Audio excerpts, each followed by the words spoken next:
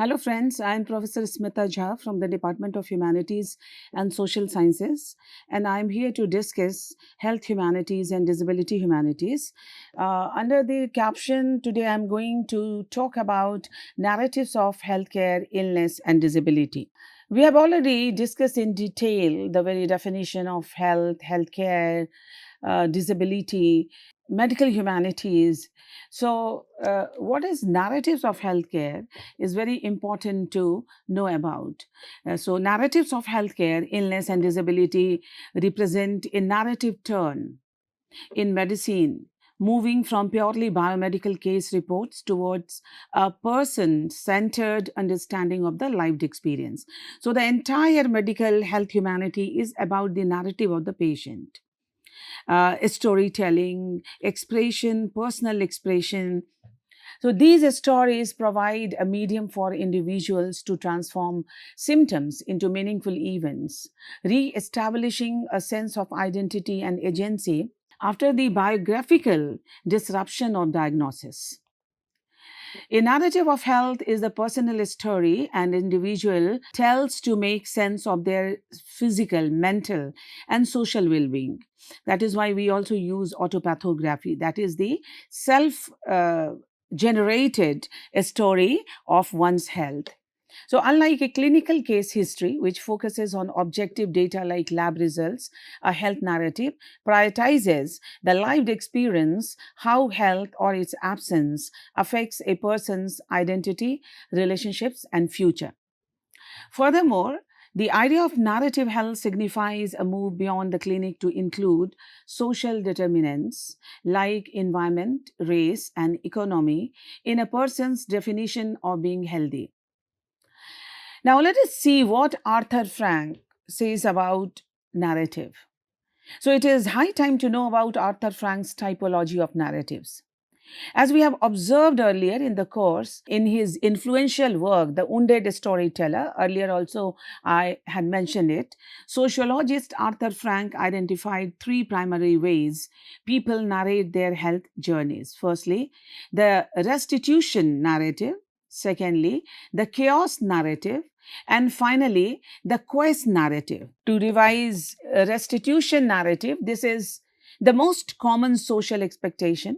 The plot follows a yesterday I was healthy, today I am sick, tomorrow I will be healthy again. This is the restitution narrative. Chaos narrative says, this constitutes stories that lack a clear plot or resolution. They often occur in chronic or undiagnosed conditions where the sufferer feels stuck in a painful present without a map for the future. While quest narrative, under this narrative type, the illness is framed as a journey that, while difficult, leads to personal transformation or new wisdom.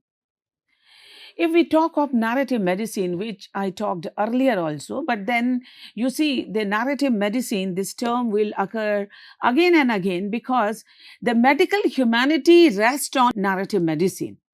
So, as has been discussed before, narrative medicine is an approach championed by figures like Rita Charan, which emphasizes and trains clinicians to recognize, absorb, and be moved by these stories.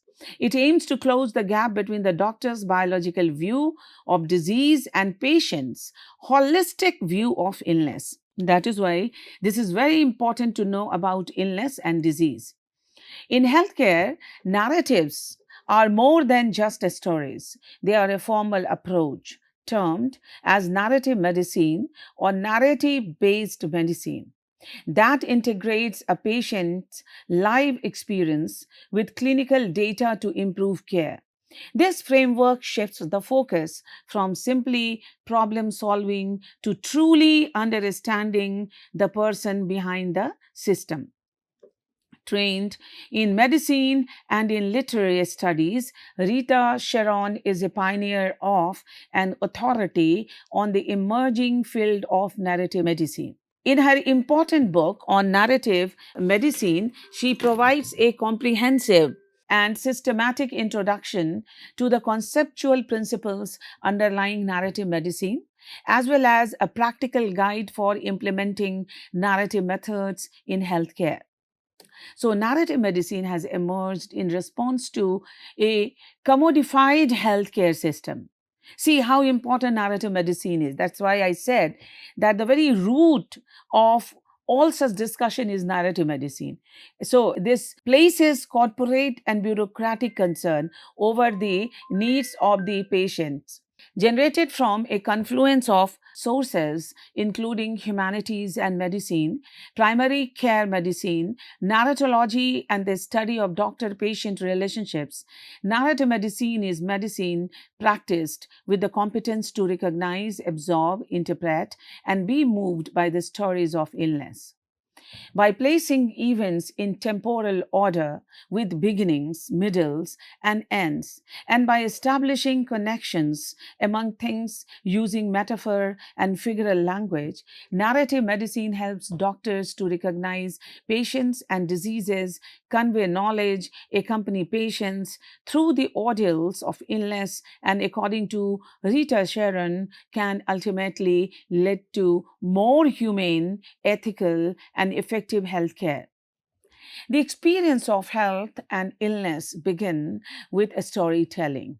When we express our ailments to someone, such as medical professional, we share a narrative about our physical experiences while feeling unwell. Even the decision to seek help involves telling ourselves a story to understand our condition. So once we engage in conversation with the medical professional, this narrative shifts into an information exchange. Amnesius refers to the medical professional's process of understanding and documenting our state of illness, which brings our personal story into the context of medical knowledge. Thus, the experience of health and illness not only represents our individual stories, but also plays a role in medical epistemology through diagnosis and treatment, which are inherently narrative in their descriptive nature. So, narrative medicine aims to bridge the gaps that often separate patients and doctors. The divide between disease, which is biological, and illness, which is a personal experience, and the differences in power, meaning, and time.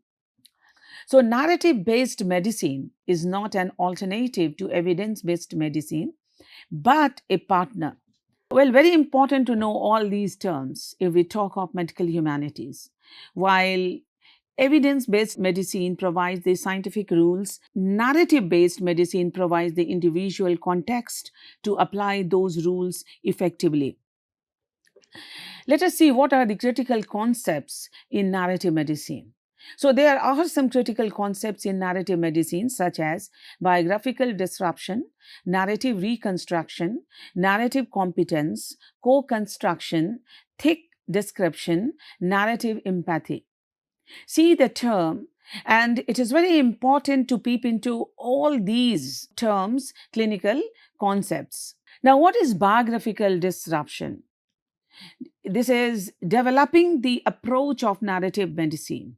Sociologist Michel Bury coined the term biographical disruption to describe how a major health change, like a chronic diagnosis, shatters a person's taken for granted lives. This leads to a concept called loss of self. Loss of self refers to the fact that illness can disrupt self identity, forcing a fundamental rethinking of who one is. To recover this sense of self, narrative reconstruction is required.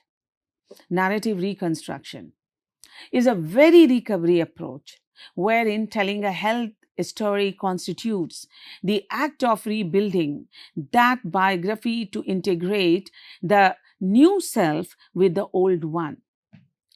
Coming to the narrative competence, important for practicing narrative medicine, narrative competence is the skill of listening to the patient's metaphors, silences, and sequences to provide more empathetic care. The ability for clinicians to recognize, absorb, and be moved by patient stories is considerably important. Narrative competence goes beyond basic listening to include interpreting metaphors and non-verbal cues.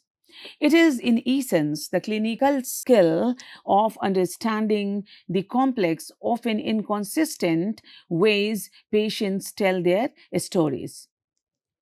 If we talk of co construction, it refers to the idea that history is a shared story woven together by both the patients telling and the doctors listening. If we talk of thick description, borrowed from anthropology, thick description refers to provide detailed account of the patient's social and cultural reality. If we talk of narrative empathy, it involves using the patient's story to improve decision making and ethical reasoning by walking in their shoes. It shifts the clinical focus from a negative deficit approach to one of empathetic witnessing of the patient's unique story. There are certain benefits of narrative based medicine for patients and providers.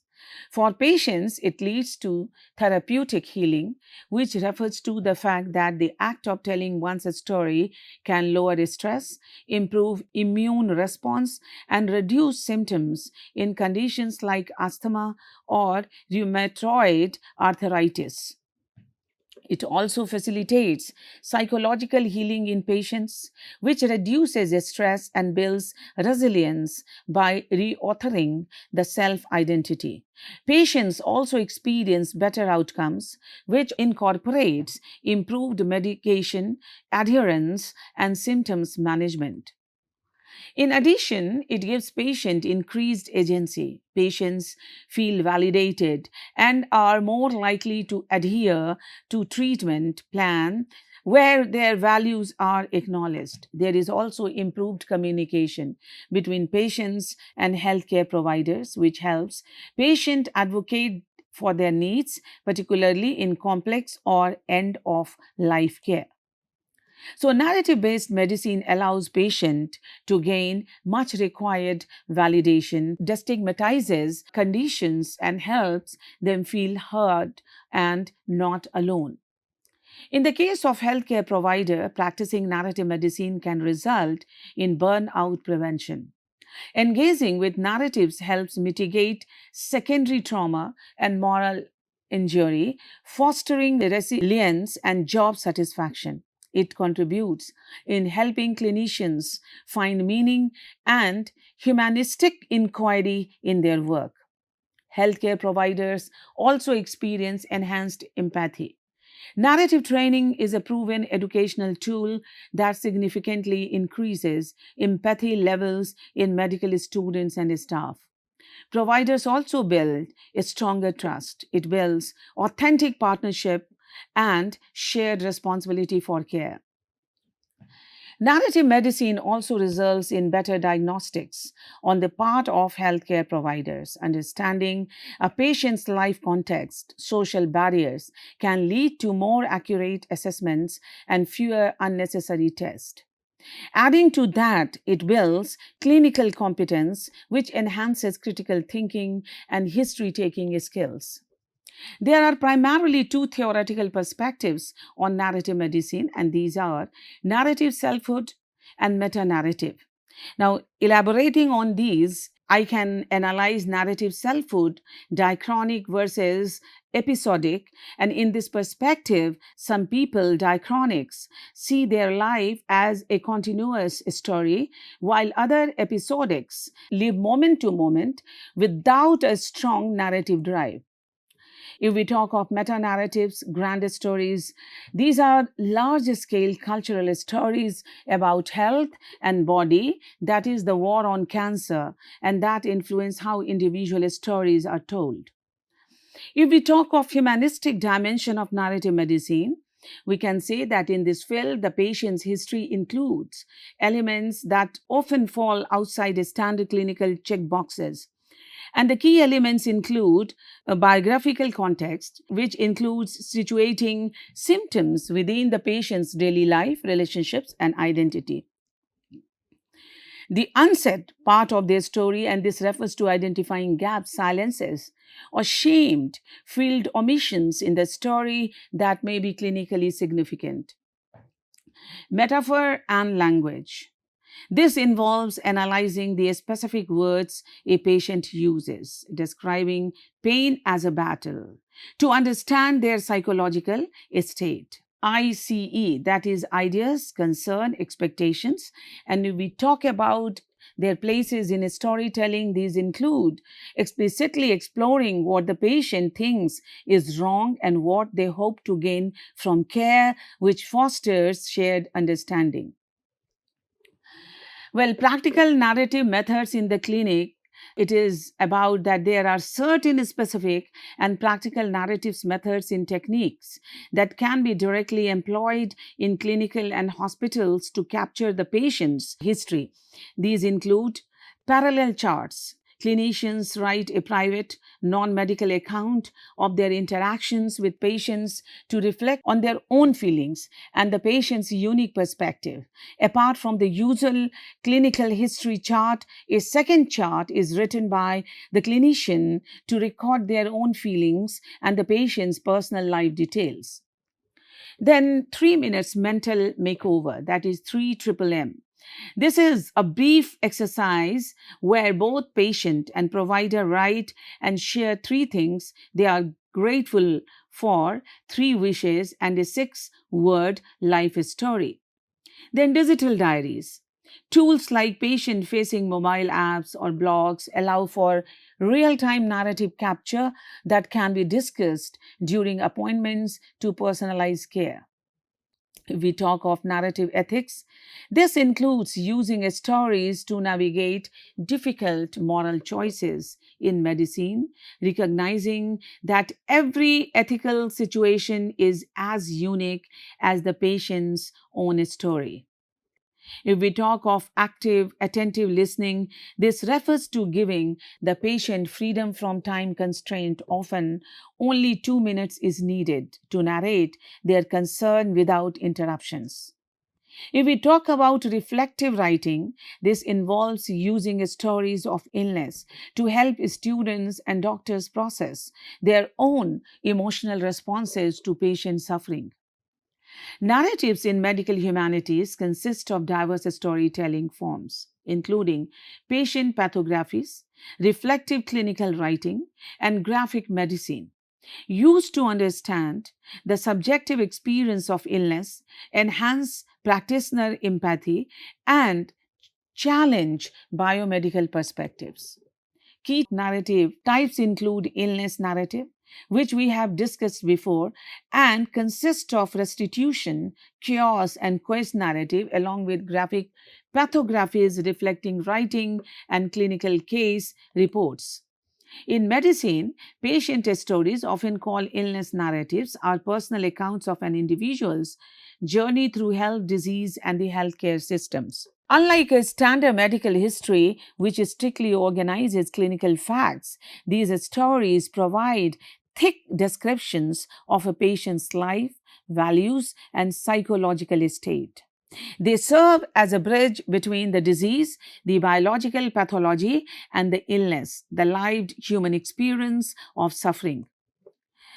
If we talk of graphic medicine or graphic pathography, this refers to the use of comics and graphic novels to depict the patient's journey, healthcare experiences, or disease, often highlighting taboo topics or emotional, chaotic experiences.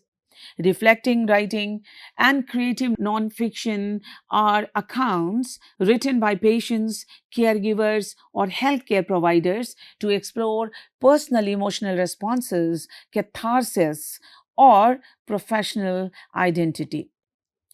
Clinical case reports, narratives, these are very important in narrative medicine, and these are the stories told by the practitioners that focus on the human context of a patient, moving beyond objective data to understand the patient's live reality. So, narrative medicine techniques are structured storytelling methods used in clinical settings to improve patient doctor communication, such as close reading of patient stories. Thematic contextual narratives. These are narratives emphasizing ethical dilemmas, historical perspectives on care, or the social cultural context of health. The common formats of such stories can be shared or recorded in various ways. The first is spoken accounts, shared during one on one clinical encounters or in story circles with peers. Written memoirs, autopathographies, which is full length published accounts, such as Paul Kalanithe's When Breck Becomes Air or Sylvia Plath's The Bell Jar. Third, graphic medicine, as mentioned earlier, this form involves the use of comics and visual arts to represent illness experiences. Fourth, digital diaries, which mentioned before, these are tools where patients track and narrate their daily experiences, which are then reviewed with their medical team. Let us look into the primary sources of narratives. Well, medical humanities distinguishes between three overlapping areas of storytelling in clinical encounters. Patient story, which is also called illness narratives. These allow patients to make sense of their suffering from the inside. They provide biographical and social context that is often missing from purely scientific medical reports. Physician stories, which is autographical accounts from the perspective of the caregiver. These help humanize the practice of medicine and can include physicians as patient stories which reflect on a doctor's own vulnerability. Third, encounters co-created narratives. Now, in this, stories that emerge during the interaction between doctor and patient, where symptoms are interpreted through medical knowledge to create a shared new story. If we talk of literary and genre classifications, scholars also categorize narratives by their literary form, who is telling the story, and the medium used. So, autopathography, this is the first person account of one's own experience with illness or disability, and the best example is Sylvia Plath's The Bell Jar. Pathography, this is a biography focused on a person's experience with a specific disease, often written by a third party. It is a third person account or historical biography of a person's life, usually analyzed through a medical or psychiatrist lens. If we talk of graphic pathography medicine, this refers to the use of comics and graphic novels to represent medical experiences such as mental illness or caregiving. Here, usage of comics and visual storytelling to represent medical experiences focuses on embodiment and the literalization of metaphor. Parallel charts, as mentioned before, this is a specific clinical tool where practitioners write a hidden narrative about a patient's emotional state or their own feelings separate from the official medical records. Paleopathography, this is the diagnosis and study of disease in archaeological remains or historical figures from the past. Phytopathography, a newer term, this refers to the medical diagnosis or analysis of fictitious characters in popular culture. In medical humanity, this term pathology is often contrasted with pathography, while pathology focuses on biological and scientific study of disease. Pathography, a central concept in medical humanities, refers to the writing of disease and the personal experience of being ill. What are the key types of narrative pathography? Anne Hunsker Hawkins, in her foundational book Reconstructing Illness, categorizes pathographies based on the author's intent and the narrative tone. So, first is testimonial pathography, blends personal accounts of illness with practical information to help others navigate similar experiences. Its core motivation is to provide a helpful how to and emotional guide for others. Angry pathography, driven by a need to highlight perceived failures or deficiencies in medical care and the healthcare system. Its core motivation is to point out failures in medical care or dehumanizing treatment. Alternative pathography focuses on finding and exploring treatments outside of traditional Western medicine rather than criticizing it. Its core motivation is to advocate for non traditional or holistic treatment modalities. Ecopathography connects an individual's illness to broader environmental, political, or cultural issues. Its core motivation is to link personal illness to broader social, political, and environmental issues. This is all for this lecture. In the next one, we will study testimony pathography in detail, along with the difference between illness and disease, as well as a comprehensive look at disability. You must have noticed there are some key terms in health humanities or disability humanities, like medical humanities, like illness, pathography, narrative medicine, autopathography, which will occur again and again because they are the key terms defining health humanities, in great detail. That is why the repetition of such terms will occur even in the coming lectures. With this, I wrap up the discussion. Let us meet in the next lecture with a new topic. Till then, thank you.